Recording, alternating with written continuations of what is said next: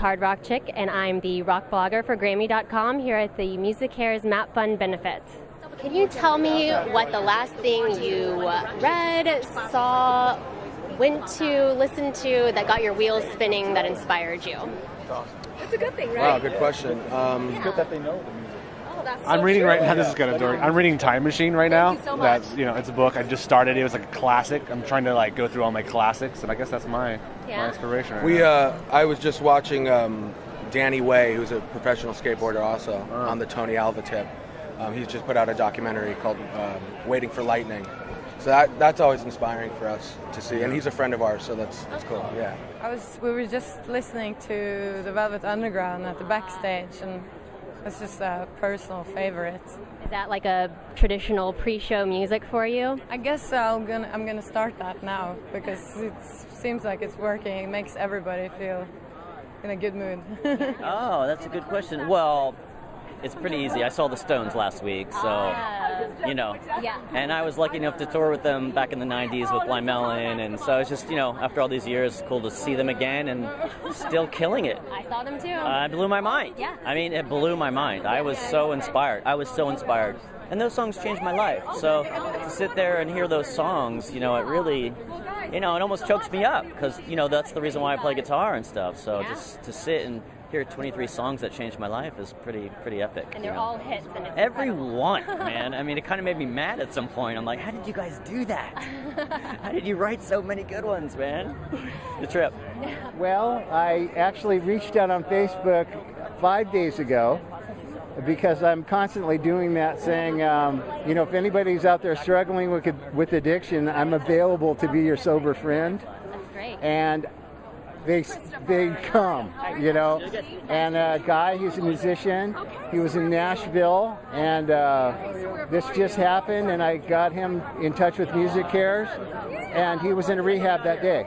Wow. That just happened, I'm inspired by So that. that's a miracle. And I just got back from Brazil, and, whenever I go down there, I get inspired by the passion and the love they have for skateboarding, because that's what I do.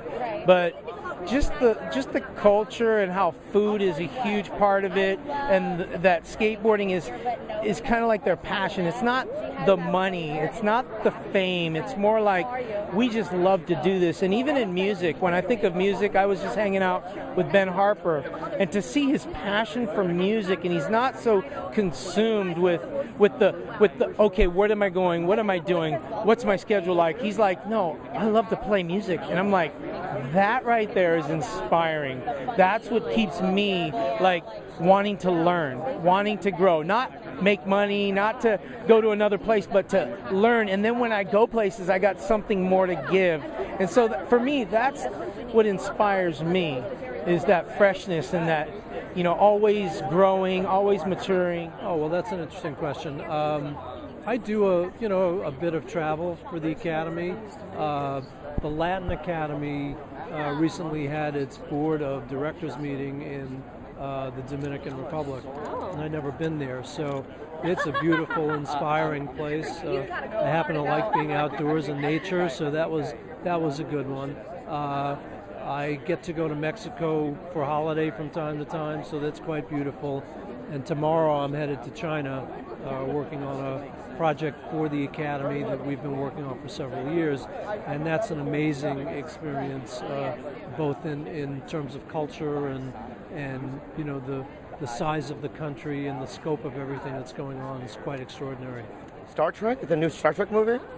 You know what I mean? I just thought I'm a Trekkie, and I just thought it was well done. That's all. Yeah. Yeah. But is that what you meant, or something that's absolutely. emotional or spiritual?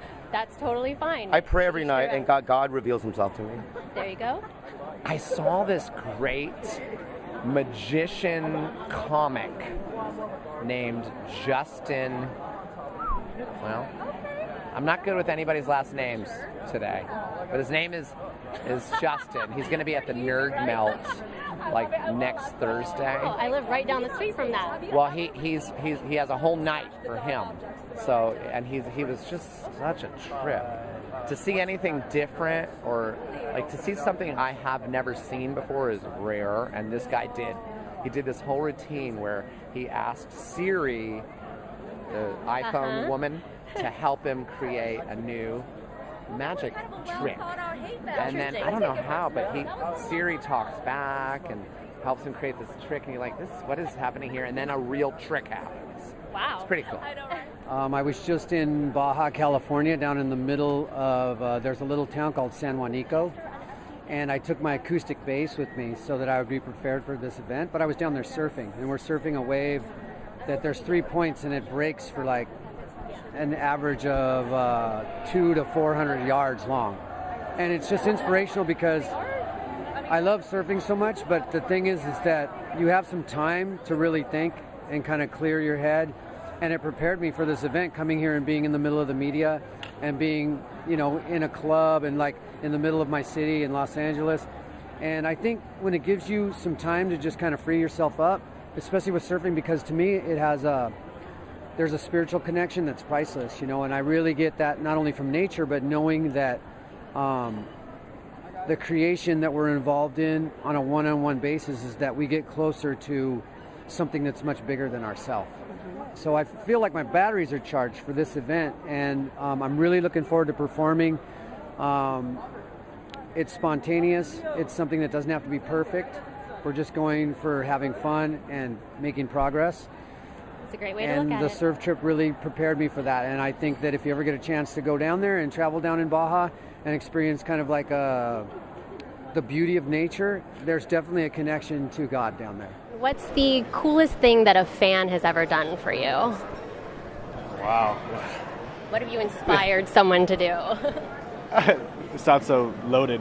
A lot of times they're all wonderful. They're so appreciative, and you don't really understand, or you don't really fully grasp how much you can affect somebody in their music, which is a silly song when it feels that way.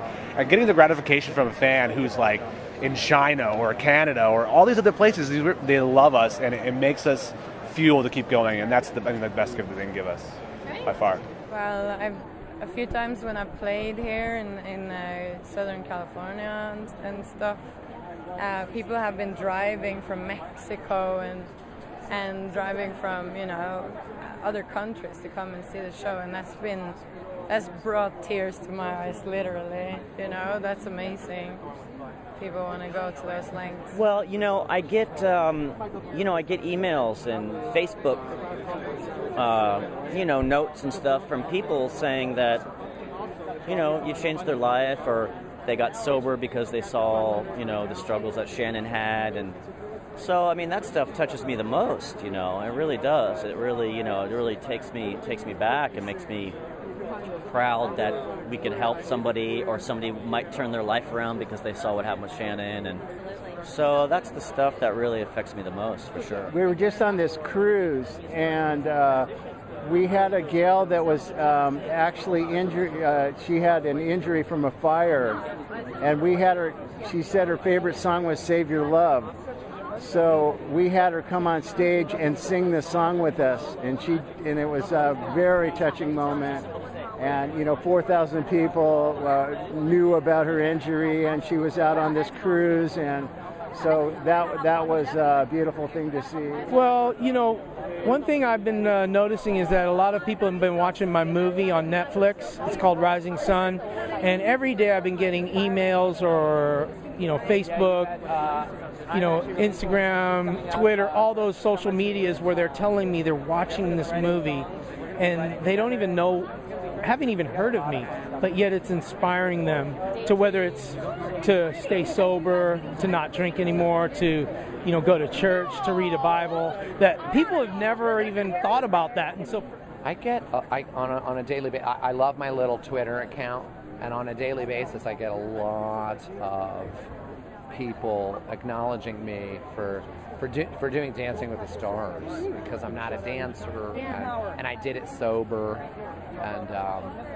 it's something that normally, even a few years ago, I wouldn't have done it, but had I done it, I was too busy drinking. But if I had done it, I would have drank my way through it. I wouldn't have made it. I would have been off on the first episode, but I made it through 7 of the 10 episodes, and without drinking, and that gave a lot of inspiration to people who want to drink but don't, which is me, by the way. I still want to drink, but I just don't.